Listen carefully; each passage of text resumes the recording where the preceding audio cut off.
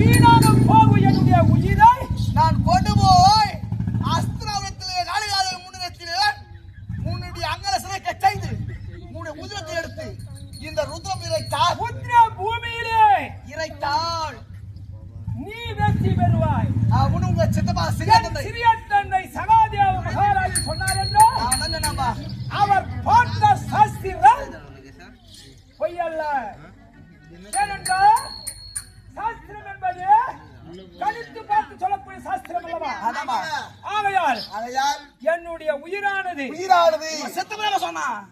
வீணாக போகும் உயிரை உன்னுடைய வலிக்காத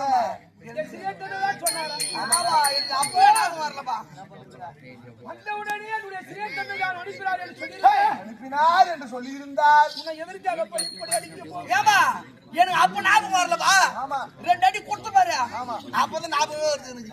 வாங்கினதான் அப்பா நாளை வரும் அமாவாசை என்று கண்ணபுரான் திருவடி சாட்சியாக சொல்கிறேன். திருவடி சாட்சியாக பாவி ஏடா அந்த எடை பையனை கூப்பிடுறே அந்த எடையை தானே நம்ம குடும்பத்தை கூட்டு ஆகிறான்.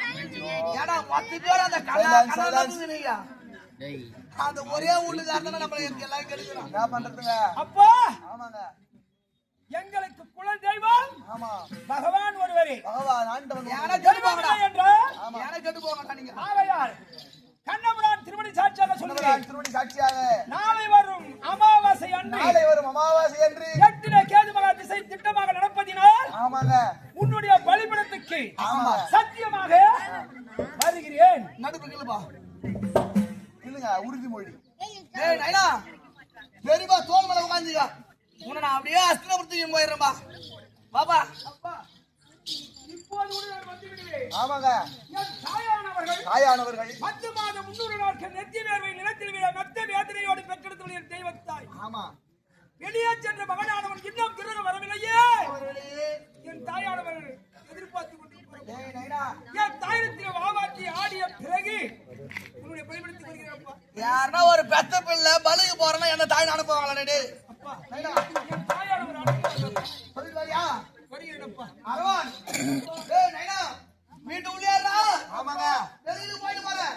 உன் உடம்புல ஒரு சின்ன கீரல் இருந்தா கூட நீ கஷ்டப்படாதீங்க, போட்டு வச்சு போட்டுறேன். உன் உடம்பு எதுவுமே வருவா. அப்பா பத்திரமா இரு. உறுதியாக வருகிறேன்ப்பா. போயிட்டுமா போவாங்க. செயலா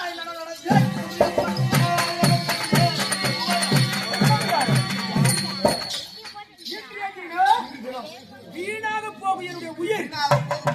நாளை அதினோ என் உயிர் யார் அழைத்தாலும் அழைக்காமல் போனாலும் என் உயிரான பிரியப்படி நிச்சயமாக புரிந்து விடுவார். வீணாக போகும் என்னுடைய உயிரை பெரிய தந்தை கேட்டார் என்று சத்தியம் செய்து விட்டேன். அவருக்கு பலிக்கு வருகிறேன் என்று சத்தியம். ஆகையால் என்னை பெற்றெடுத்த தாய் ஆமாங்க அம்மா